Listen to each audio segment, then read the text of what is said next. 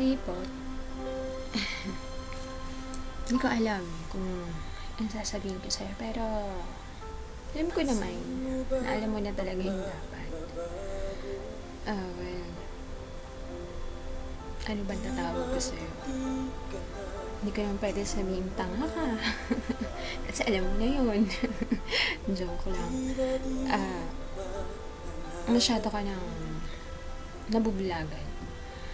Kasi doon sa sinabi mo na message niya sa ex niya, doon pa lang dapat hindi ganitin ka mo, diba? Parang, hello, insulto sa'yo yun, para kang option.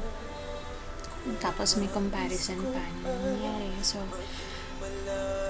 doon pa lang dapat, alam mo yun, kasi pride mo na yan. Tapakan na yung pride mo. Patawad mo siya. Tawad mo, mahal mo eh. Ikaw yan eh. Pero, second time, ayan, sabihin na natin na nakiusap yung mom niya, na gano'n nga, na huwag kayo magpakita ng sweetness. Sinunod mo naman, as sign of respect siguro, nagawa mo yun, na ginawa niya namang dahilan para mag-rebelde ng konti. Konti pa ba yun? Dasyon, nakita mo na, ay, nakipag-holding hands siya doon si Guy, papunta sa malayo sa inyo, sa batuhan, sabi mo nga, ang sakit na nun po.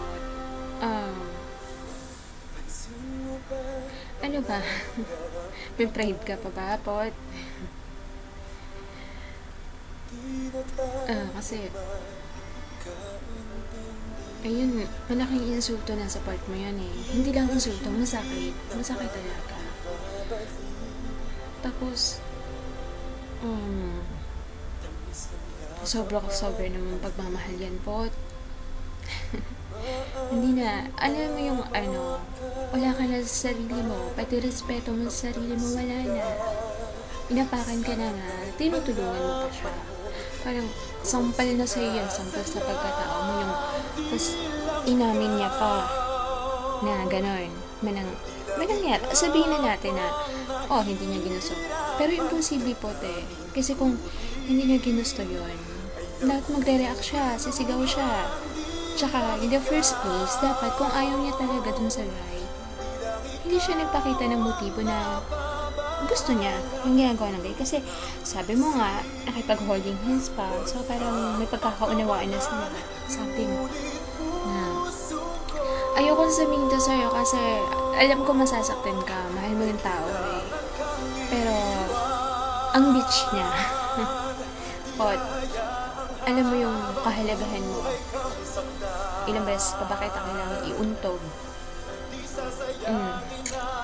Yung, kung iniisip mo na mahirap mag-move on, oo, nandun na tayo. Mahirap naman talaga. Lalo na kung sobrang minahal mo yung tao. Pero nakaya mo kay Nicole, Pot. Nakaya mo.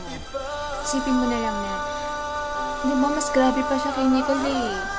Gawin mong yun. Gawin mong stepping stone yun. Yung pain na ibigay sa'yo ni Lori Lane ba yan? Lori Jane. Yan, basta yung girlfriend mo na yan. Gawin mo siyang stepping stone para magsimula mag-move on. But maraming mas deserving. Alam mo yun? Hindi ko sinasabi na kumuha ka na naman basta lang kasi sino na nila. Pero, mahalin mo naman Pot yung sarili mo na. Huwag naman ang ganyan, diba? Ang laking, na yan, Pot, nakakawala na ng respeto sa sarili. Kahit yun na lang, pride. Yan, isave mo sa'yo. Sobrang sakit na, sobrang nakaka-insulto pa, diba?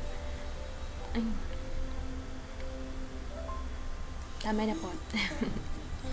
Ayun, kahit pa paano sana nakatulong itong mga sinabi ko sa'yo.